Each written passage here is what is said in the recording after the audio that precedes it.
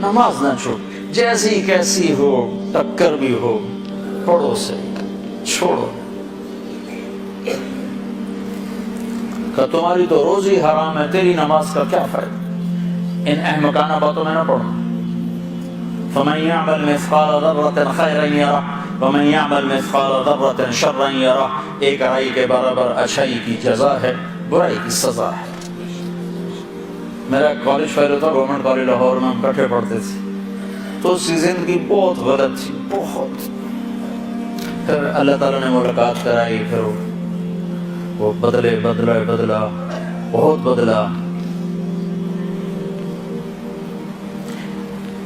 لیکن وہ کبھی کبھی شراب پی لیتا تھا، وہ اس کی عادت نہیں چھوٹی، لیکن وہ چلا لگا تو نماز اس کی پکی ہو گئی۔ تو ایک دفعہ وہ گھر کے دروازے پر ہی پڑا ہوا تھا، تو پولیس اٹھا کے لے گئی۔ آنکھ کھلی تو حوالات میں تھا، اور صبح کا وقت ہو رہا تھا۔ ان سے کہنا کہ مصلی لوٹا رہا ہوں، میں نے نماز پڑھنی۔ تو کہنے لگے واہ جی واہ، شرابہ پی کے نمازاں پڑھ دو؟ کہنے لگے جو گناہ کیتا تے نیکی نہ کر۔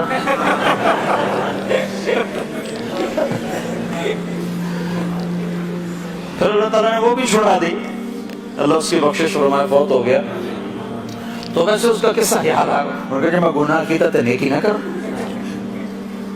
اتبع السیئۃ الحسنہ، میرے نبی نے خود فرمایا جب گناہ ہو جائے فوراً نیکی کرو، فوراً نیکی کرو، تاکہ اس کا کوئی ادلا بدلا ہو جائے۔ ایک آدمی غلط کمائی کر رہا ہے اور نماز پڑھ رہا ہے، تو غلط کمائی کی اس کو سزا ہے، وہ الگ کھاتا ہے، نماز پڑھنے کا اس کو ضرور صلہ ملنے والا ہے۔ اتنا صلہ تو ضرور ملے گا کہ اس کو نماز نہ پڑھنے کا جرم اس پر نہیں لگے گا، نماز نہ پڑھنے کی وجہ سے جو سزا ہے وہ نہیں ہوگی۔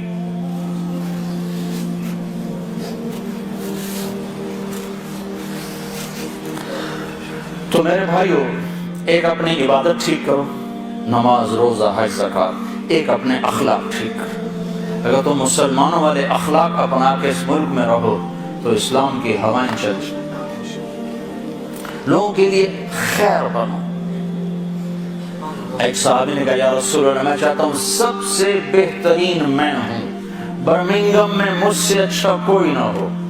تو آپ نے کیا کہا؟ تہجد پڑھ، روزے رکھ، نفل پڑھ، صدقے کر، خیرات کر، حج کر، عمرے کر۔ آپ نے فرمایا لوگوں کی خدمت کر، تو سب سے بہترین انسان ہو۔ اچھے اخلاق۔ ایک نے کہا یا رسول اللہ، میں چاہتا ہوں میرا ایمان کامل ہو جائے، مکمل ہو جائے۔